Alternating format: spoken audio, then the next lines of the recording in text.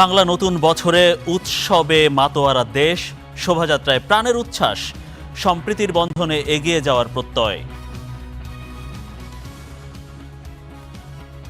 আমার এখানে এসে খুব ভালো লাগছে। আমি ওখানে গান শুনতে গিয়েছিলাম। খুবই লুক ফরওয়ার্ড করি যে এই দিনটাতে সকালটা শুরু করবো এই ছায়ানটের গান দিয়ে। নতুন বাংলাদেশ গড়ার যে প্রত্যয়, একটা অসাম্প্রদায়িক বাংলাদেশ, সেটা আমরা এই শোভাযাত্রায় দেখতে পাচ্ছি। বাংলাদেশ লোকেরা খুব মিশুক। জ্বালানি সংকটে দেশের একমাত্র তেল শোধনাগার স্টার্ন রিফাইনারি বন্ধ। জন আস্থার প্রতিদান দিতে শুরু করেছে বিএনপি সরকার। টাঙ্গাইলে কৃষক কার্ড উদ্বোধনের প্রধানমন্ত্রী।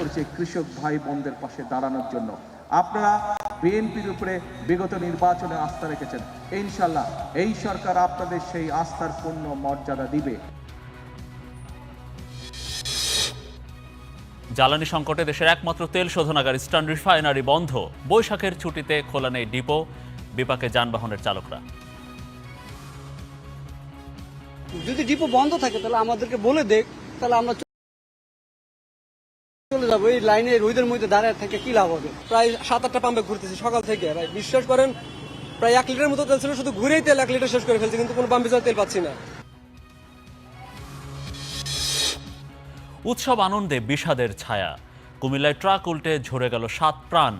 যাত্রাবাড়িতে বাসায় ঢুকে 3 সন্তান সহ মাকে কুপিয়ে জখম, মেয়ের মৃত্যু। হামের উপসর্গে আরও 9 শিশুর মৃত্যু। শয্যা সংকটে বেশিরভাগ রোগীর চিকিৎসা চলছে বারান্দাতেই। বৈশাখে হাসপাতালের খাবার নিয়ে ক্ষোভ। মার্কিন অবরোধ ভেঙে হরমুজ পার হলো 3 জাহাজ। বৃহস্পতিবার ফের বসতে পারে ইরান যুক্তরাষ্ট্র। লেবাননে ইসরায়েলের এক সেনা নিহত, আহত 11।